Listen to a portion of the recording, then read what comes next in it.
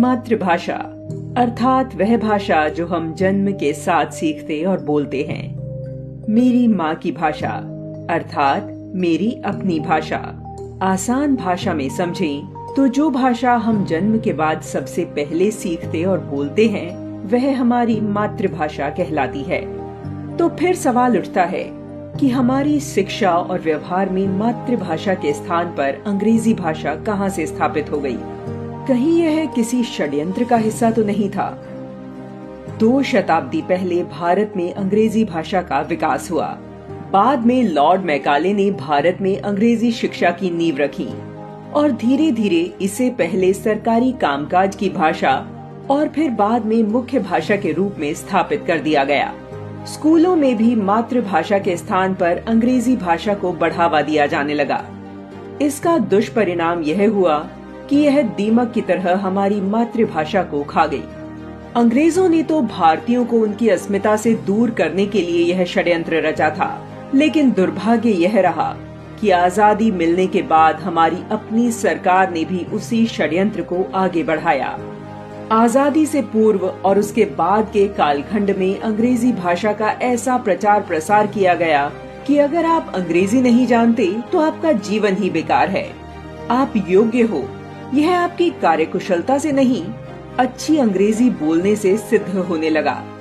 अपनी मातृभाषा में बात करना हे दृष्टि से देखा जाने लगा, जिसका भारतीय परिवेश पर नकारात्मक प्रभाव पड़ा।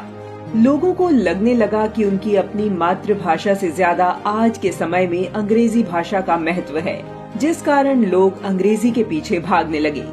इसका परिणाम यह हुआ कि लोग अपनी मातृभाषा से दूर होते चले गए और युवा पीढ़ी ने अपनी सांस्कृतिक जड़ों पर कुल्हाड़ी मार ली। आज भी विश्व इतिहास में कई ऐसे देश हैं जहां उनकी मातृभाषा में ही पढ़ाई होती है और उनका प्रदर्शन भी विदेशी भाषा पर निर्भर देशों से अच्छा है।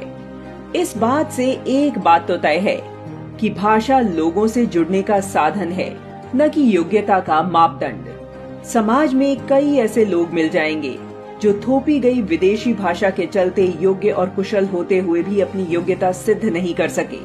वर्तमान सरकार ने मातृभाषा को बढ़ावा देने हेतु नई शिक्षा नीति में विशेष प्रावधान किए हैं।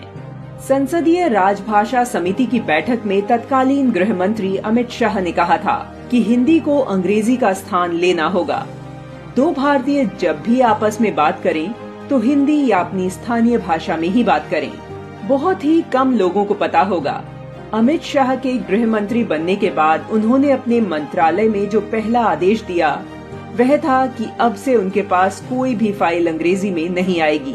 बहुत महत्वपूर्ण हुआ तो उसके साथ हिंदी अनुवादित फाइल होनी चाहिए।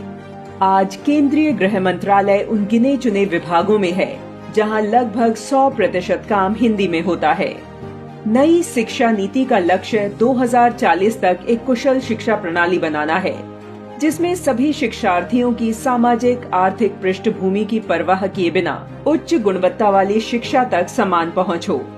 इसका उद्देश्य एक नई प्रणाली का निर्माण करना है जो भारत की परंपराओं और मूल्य प्रणालियों पर निर्माण करते हुए 21वीं सदी के सशक्त और समर्थ भारत का निर्माण करे।